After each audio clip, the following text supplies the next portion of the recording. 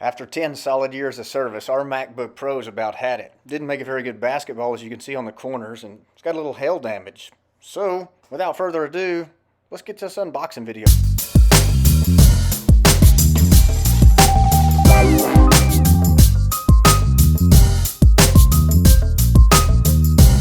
Safety first is a big thing at Apple, because as I was prepared to cut this thing open, I realized it's got a pull tab.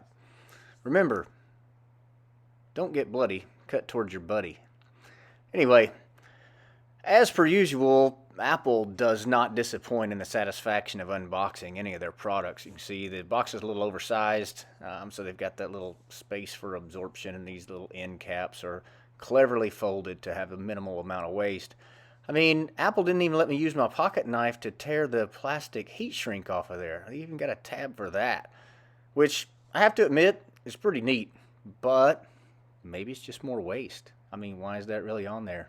I don't know, because the box has got nice texture to it, as per usual. You can see we've got the new 13-inch MacBook Pro, 8 gigabyte memory, and 256 gigabyte solid-state drive. Does have the new Apple M1 chip, which is supposedly optimized for all things MacBook Pro and stuff that you want to do with it. Anyway, pretty thick packaging, as per usual. You would not be shocked to find nothing but the best, or what feels like the best when you open these Apple products. This is a real shocker when you lift that thing out of the package and you realize exactly how thin this sucker is.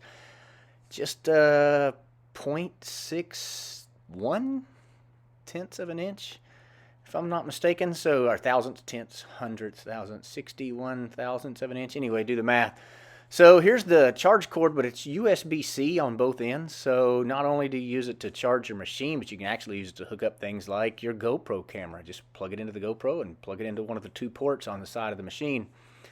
Here's the massive instruction manual, as you can always expect from Apple. And then I guess they didn't measure right, so they had to put like this cardboard spacer in there to take up the extra room between the manual and the machine and hold down this power brick, I guess. Looks like all the other power bricks in the past, where you can slide out the plug-in. And what I use it for sometimes is just like a standard 110 volt cord. If you slide this out of place, you can just plug it in there, and it's kind of like having an extension for it. But also good for you overseas travelers. You can plug your different types of outlet adapters in there, etc., I suppose. Anyway, so here it is in space gray. Thing's extremely thin, as I mentioned before. The MacBook Pro has active cooling, so it's actual fans in there, and whereas the MacBook Air does not have that going on, which, you know, if you're working a machine hard enough, you're going to want to have that cooling. This is comparing it to my 10-year-old MacBook Pro. That's kind of a lot of part of this video. As you can see, right here's the exhaust vent for the active cooling in the MacBook Pro. So we get it opened up. You can see these the HDR speakers on each side of the keyboard. There's the touch bar, which a lot of you probably already have a machine with a touch bar. This is my first one, and I was extremely impressed, and still am. And that button there in the top right corner is the power button, and also the Touch ID. So you can see we're just over a half an inch tall off the table. Now, if you got rid of the little rubber feet, the thing would probably be right at a half an inch, and then that's compared to the old machine.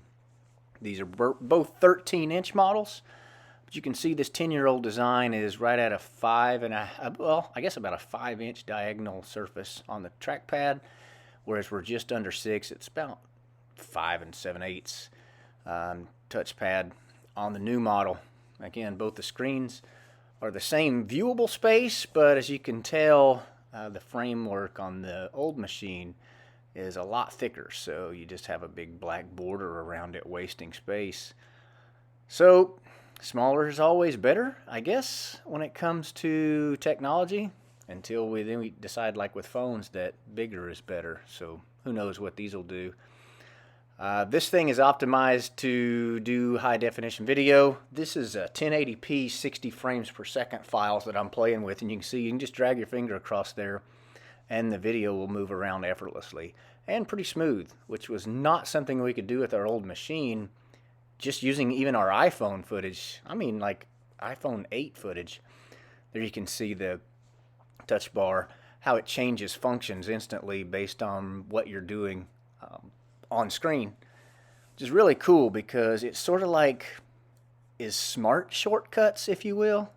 It essentially knows what options you're going to need to choose. So obviously not everyone is comparing their new purchase to a 10-year-old machine. Although as long as they last, I don't think that's that abnormal. But you're probably going to find yourself in the same situation that I was in choosing between the MacBook Pro and the new MacBook Air. Because honestly, they have the same chip and the same CPU and the same amount of hard drive space, and they're $300 cheaper. So why wouldn't I want that? Well, I did the research for you, even though Apple's website makes it pretty nice. And if you really compare it, the touch bar in and of itself is extremely valuable. And to me, potentially worth $300 all by itself. But besides that, you've also got more GPU, 7 for the standard MacBook Air versus 8 for the MacBook Pro. Now you can upgrade this in the MacBook Air, but when you do that, you double the storage. So it's actually not a fair comparison, but by then you're within, I think, $50 of the MacBook Pro. And I'm not sure how important the hard drive storage space is on your machine to go from 256 gigabytes to 500. It's up to you. Also, you get a brighter screen. I think the 100 nits, whatever that means, I have no idea. I'll probably never know the difference, but it's still a difference. The height, a lot of people want to say that the MacBook Air is thinner than the MacBook Pro. Well, that's actually not true anymore. Now, while the MacBook Air has a thinner front, if you will, the back of the MacBook Air is actually 20 thousandths thicker than the MacBook Pro. So overall, the MacBook Pro is thinner. It's just more uniform. All right, HDR speakers, high dynamic range. Now, I showed those in the overview so you can kind of see what they look like next to the keyboard. And I'm not sure how important that is to everyone. It's probably not that important to me either because I would use headphones for the most part. The studio mics with high signal to noise ratio are what we're using right now and in the voiceover earlier. So you can kind of tell for yourself whether you think they're fantastic or not. But it doesn't have that on the MacBook Air, although it does have 3 microphones. So 2 more hours of battery, that's another difference. To me, that's a huge difference, especially if you travel with your machine and you don't want to try to find like a plug-in in an airport, which are extremely hard to find oftentimes. Sometimes you even have to pay for them. So those extra couple hours could make the difference between misery on the last leg of your flight or during a layover or enjoying working or watching a movie. So I like it. Also, did I mention the touch bar? Because that's probably the most important thing functionally that I'll use every single day. So for $300, the MacBook Pro, to me, only way to go, which is why I went that direction. Anyway, I appreciate you guys watching. We're going to have some car videos coming up pretty quick. I hope you guys have been patient with me while we've been upgrading the tech stuff for our channel.